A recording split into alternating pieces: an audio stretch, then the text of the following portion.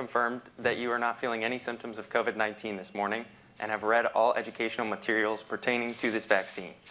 Before, I have a couple questions for you. Have you ever had a serious reaction to any previous vaccines? And are you taking any blood thinners or have any blood disorders? Are you pregnant or breastfeeding?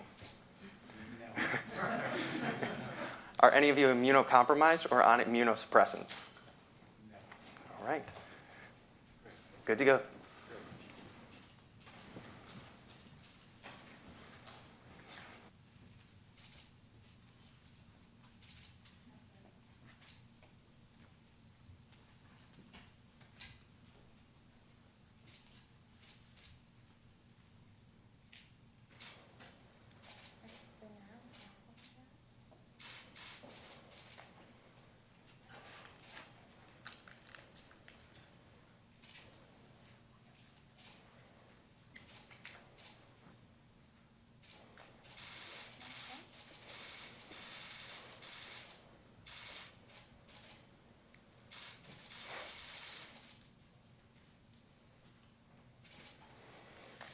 Turn me up. It's really asleep.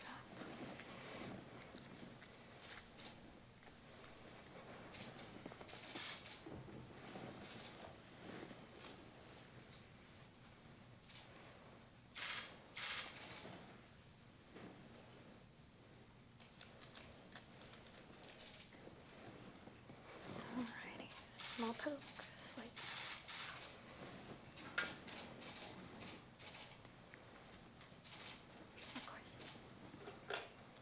Just need your shoulder, your left shoulder.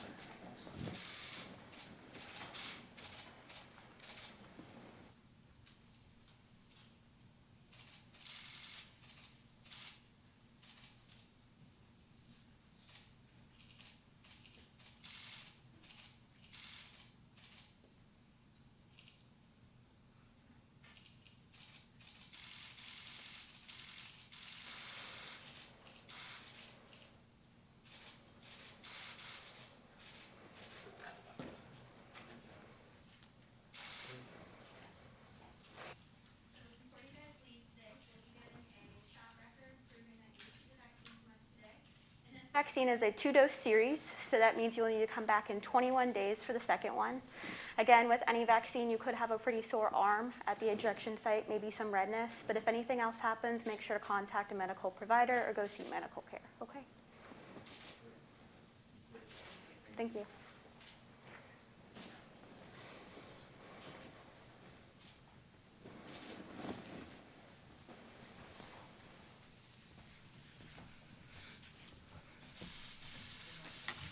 Well, good morning, and thank you all for being here. I want to thank my wonderful wife, our Second Lady, Karen Pence, the Surgeon General, and Dr. Tony Fauci, and members of the White House Coronavirus Task Force who are joining us here today. I especially want to thank the fine medical team at Walter Reed Hospital that administered our vaccine today. I didn't feel a thing. Well done, and we appreciate your service to the country. You know, as the Christmas holiday approaches, this is always a season of hope. We gather here today at the end of a historic week to affirm to the American people that hope is on the way. And Karen and I were more than happy to step forward before this week was out to take the safe and effective coronavirus vaccine that we have secured and produced for the American people. It's a truly inspiring day. As the people of this country witnessed this past week under Operation Warp Speed, the first coronavirus vaccine is literally being administered in states across the country to millions of Americans. And make no mistake about it, it's a medical miracle. The average vaccine, I'm told by our experts, usually takes between 8 and 12 years to develop and then manufacture and distribute. But we're on track here in the United States to administer millions of doses to the American people in less than 1 year. It is a miracle indeed. And I also believe that history will record that this week was the beginning of the end of the coronavirus pandemic. But with cases rising across the country, with hospitalizations rising across the country, we have a ways to go. And I want to assure the American people that we're going to continue to make sure that our healthcare providers have all the support and resources they need to meet this moment. But vigilance and the vaccine is our way through.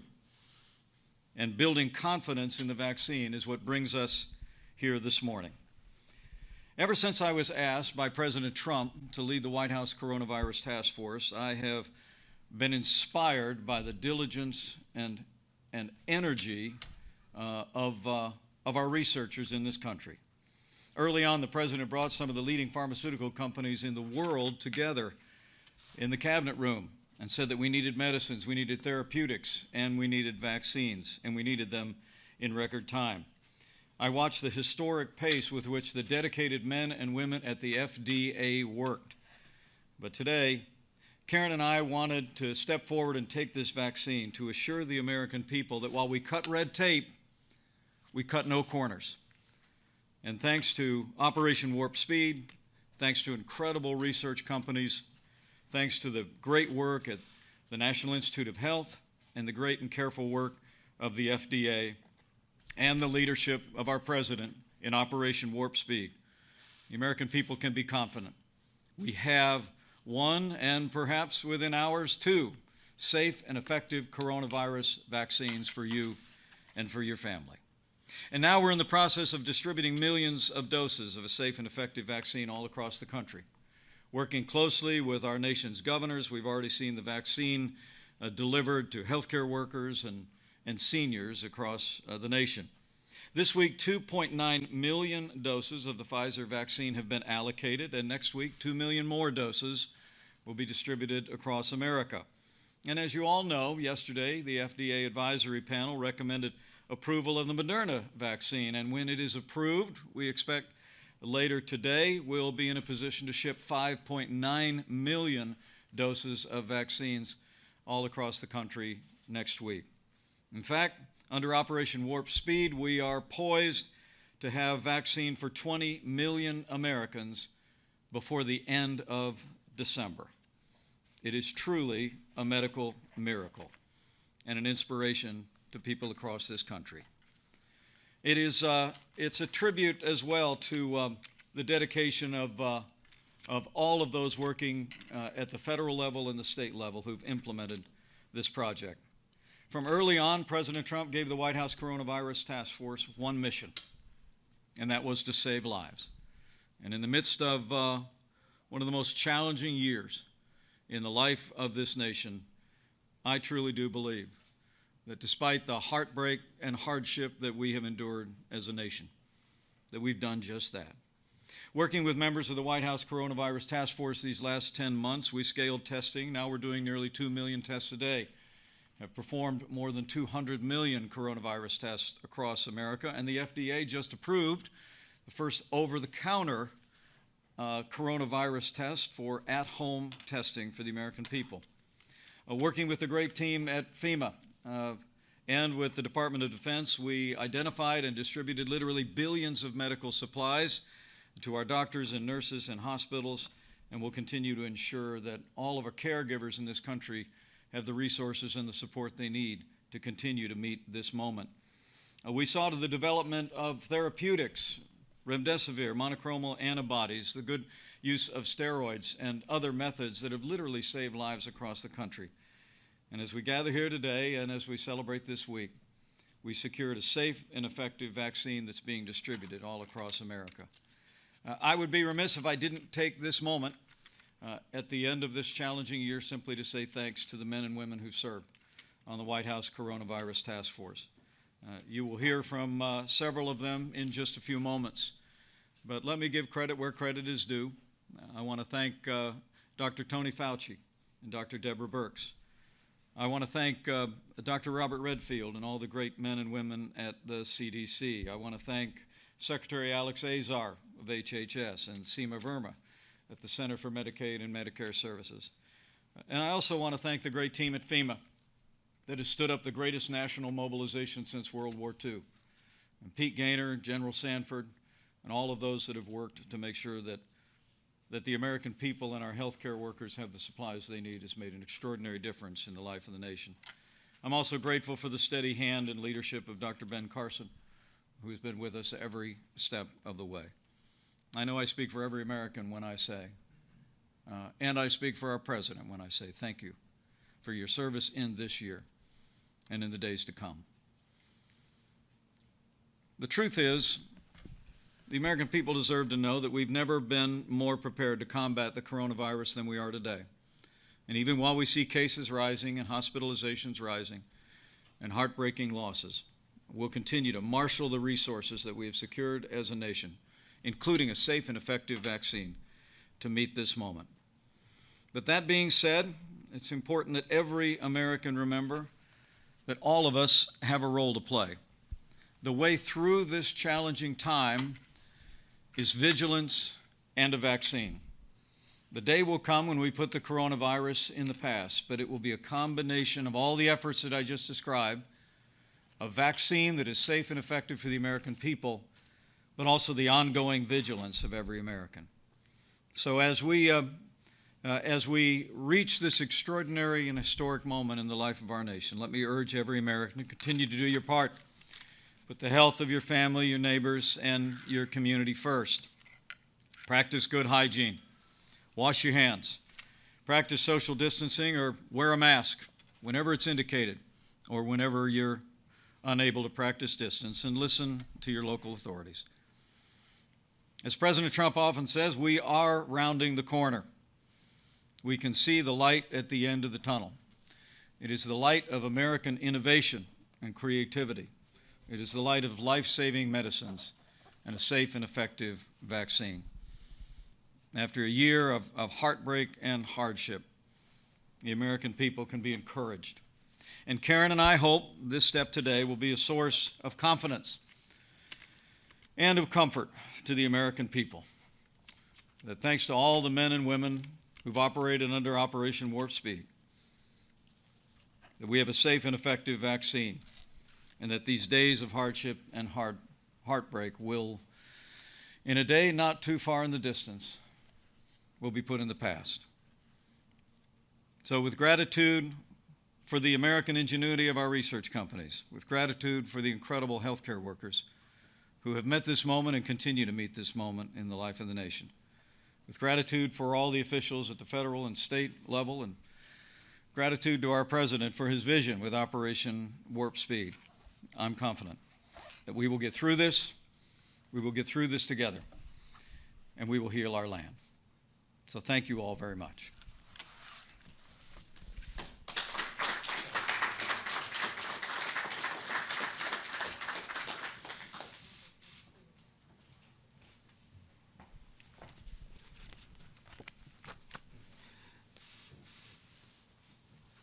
Well, good morning, everyone. Thank you, Vice President Pence, for your leadership of the Coronavirus Task Force. And to the task force members here today, Administrator Verma, Administrator Gaynor, General Sanford, Dr. Redfield, my buddy, Ben Carson, and one of my mentors, Dr. Fauci. Thank you so much for the work that you have all done. It's been a marathon. And the last couple of miles of a marathon, as the Vice President says, are always the hardest. But by golly, the finish line is in sight. So we just got to keep on running. American people, we need you to keep on running. We're going to get there. We have our research community, as well as the tens of thousands of study participants across the country, to thank for showing us that there is a light at the end of this tunnel. And I have to acknowledge the many people of color represented among the researchers who developed the vaccine. Shout out to Dr. Corbett at NIH, an African-American female who helped develop these vaccines. Thanks to the scientists and doctors who reviewed it, particularly those of color, and the study participants who bravely volunteered to demonstrate its safety and efficacy.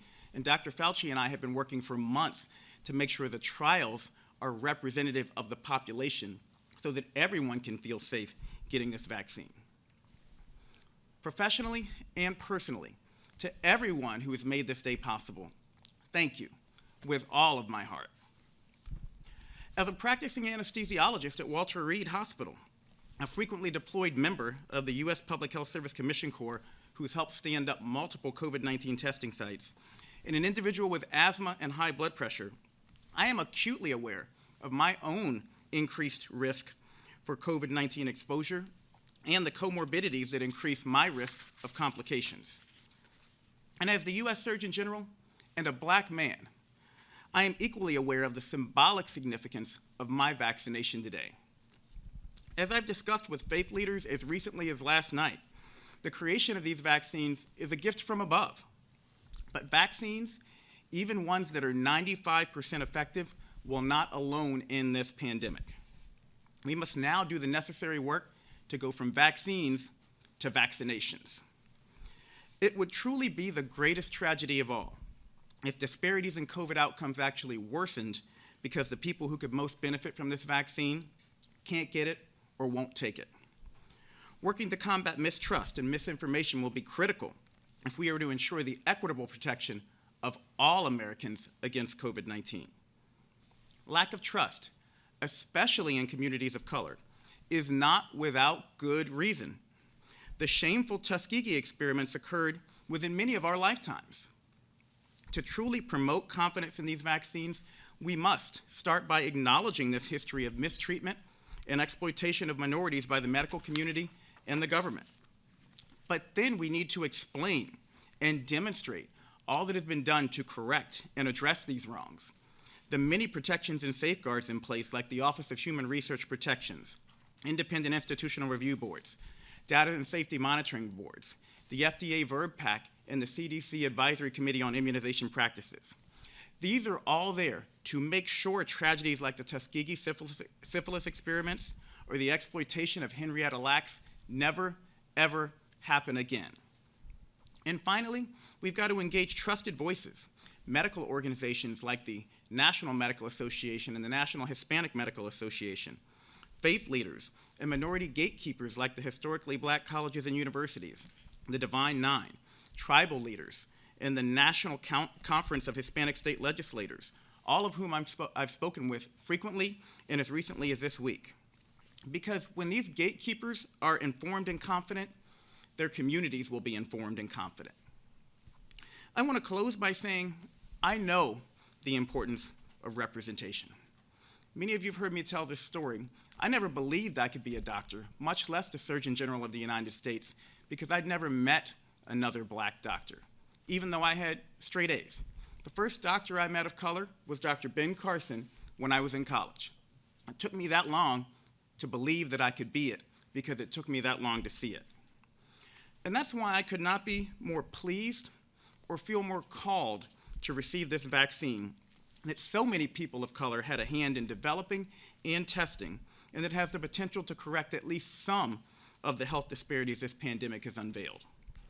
And finally, to all the people of this great nation, it is not only okay to have questions about a treatment that you're being offered, it's normal, and I want you to understand that.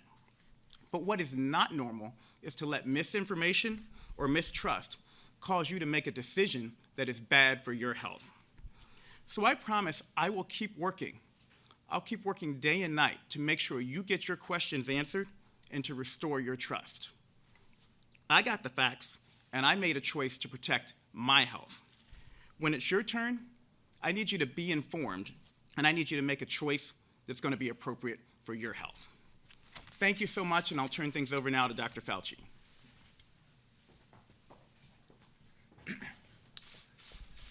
Thank you very much, Jerome. Mr. Vice President, Second Lady, Madam Pence, Jerome, thank you.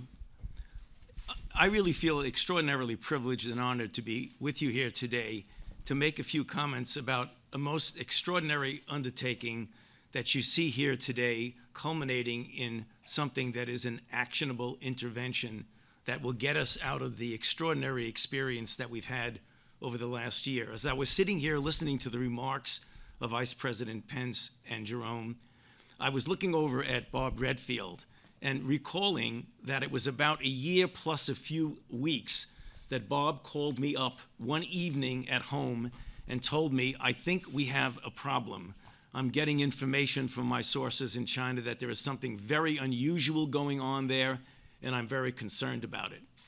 Literally, a week and a half later, the effort that led to where we are today, to see the Vice President of the United States and the Surgeon General get vaccinated with a safe and effective vaccine. Literally a few days after that, the work began to develop the vaccine. And what we saw was the marriage between years of fundamental, basic, and clinical research that led to the extraordinary technology that have allowed us, and when I say us, I mean the medical community, so many people from so many different agencies in academia, in government, and in industry, to do something that is truly unprecedented. So we started literally days after that phone call that I had with Bob, and over a period of months, as opposed to years, we saw the development in record time of a vaccine that is shown to be safe and effective. We want virtually everyone eligible to get this vaccine ultimately. Two questions get asked when people have hesitancy or reluctance to get vaccinated. Did you go too quickly is the first. The answer to that is the speed was a reflection of extraordinary scientific advances and did not compromise safety, nor did it compromise scientific integrity. The next question is, okay, but what about the fact, is it really safe and is it really effective? Or is this something the government is trying to put over on us? Is this something the companies want to take advantage of? Well, let's take a look at what's happened over the past few months. We've had clinical trials, and thanks to the volunteers in that trial, in tens of thousands who have put themselves on the line to prove to the country and the world that these are safe and effective products. The decision as to whether or not it's safe and effective was not in the hands of the company, nor was it in the hands of the administration. It was in the hands of independent body of individuals, scientists, vaccinologists, ethicists, statisticians, to examine the data independently and say it is ready to look at for approval, at which point the company submits it to the FDA, and together with the advisory committee of the FDA, make the decision it is now ready to go. So the process was independent and totally transparent, which brings us to where we are today. This important symbolic vaccination of the Vice President of the United States and the Surgeon General of the United States, which is something we want to be symbolic, to tell the rest of the country the time is now to step to the plate, and when your time comes, to get vaccinated. Because when we're speaking to you here today, I often say it is really bittersweet. The bitterness is the fact of what the Vice President mentioned. We still are in the middle of a very difficult situation with record numbers of cases, hospitalizations, and deaths. But the sweetness is the light at the end of the tunnel, which I can tell you, as we get into January, February, March, and April, that light is going to get brighter and brighter, and the bitterness is going to be replaced by the sweetness. And we all hope, and I think this is doable, that by the time we get to several months into this year, we will have enough people protected that we can start thinking seriously about the return to normality. And that's up to all of us to step forward and get vaccinated. Thank you.